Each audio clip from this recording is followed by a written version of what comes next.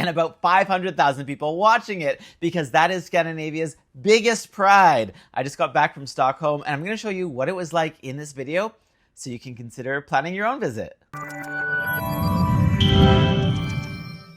I stayed in Stockholm's gallery district at Blique by Nobis, which used to be a Sigurd Leverance designed factory and is now one of the coolest boutique hotels in the city. With this impressive lobby area, I stayed in what's called a Studio 1.5, which is spacious with a kitchenette, and they have a rooftop restaurant and bar with incredible views of Stockholm.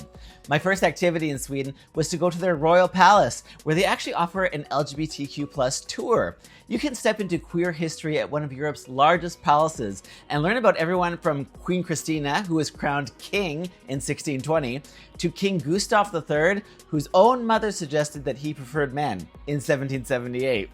The palace is located in the Old Town, or Gamla stan, and it's a great area to walk around. Many of Stockholm's LGBTQ+ businesses started in this area, like Schlagerkvällen, which was the first one to proudly fly the rainbow flag back in 1997, and it's a great place to stop for what's called fika, a midday coffee and treat break. Another great spot to walk around is Sodermalm. It's been called Stockholm's trendiest neighborhood, and it's arguably the city's most hipster district. It's up on a hill overlooking Gamla stan, so it offers some great views, along with this statue that commemorates a historical love story between two women. During Pride, you can head over to the Pride District in the evenings for different events, and the first one on Thursday is actually one of the biggest because it's a celebration of Swedish Uber pop, that's basically Eurovision type music, that's very popular with the local LGBTQ+ community, so it's a fun atmosphere there. I started off the next day with a visit to Millesgården Museum. A world-renowned sculptor created this unique setting that features a sculpture park where you can wander through lush terraces adorned with impressive sculptures and fountains. And then in the afternoon, I went to Haga Park, where that potentially gay king that I previously mentioned, Gustav III, had a pavilion that he commissioned in the late 18th century. The inside has been beautifully preserved, so you can take a tour through it and then enjoy the serenity of the tranquil park around it.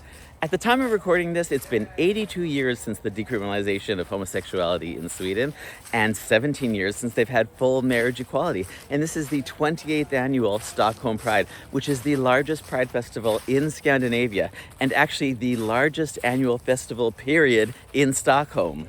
And speaking of which, I returned to the Pride District for another night out where there was a fashion show and Lady Bunny DJing. And then I went over to Backdoor, which touts itself as Scandinavia's biggest and boldest club. There was fun music and drag performances.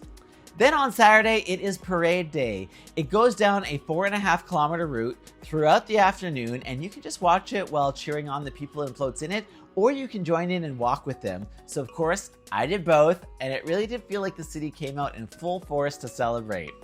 I didn't have a late Pride night though because I was off early the next day to explore the Archipelago, which is a cluster of 30,000 islands near Stockholm. Han Charters took us out on the water to pass by a bunch of them on the way to meet Lena by the Bay, who along with her wife taught us how to make Swedish cinnamon buns over an open fire.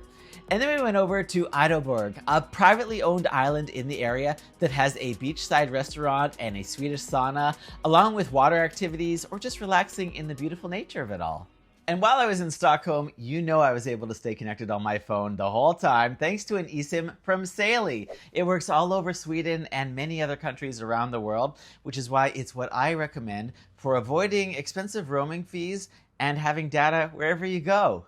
It's really easy. You just download the app and pick a data plan from the country you're visiting. You don't need to get a physical SIM card and worry about finding one after you land. You can set it up before your trip even starts, so as soon as you get there, you're connected. And you can just keep your usual number for calls and texts while using Saily for data. So give it a try with my discount code to save 15%. Just scan the QR code or go to saily.com/JoshReimer or put in code JoshReimer at checkout and you'll be good to go. Thanks for watching. There are links in the description below, including one to sign up for information about joining me next summer in Sweden. I'm going back to Stockholm and I want you to come with me on a small group trip. So check that out and hopefully I'll see you there.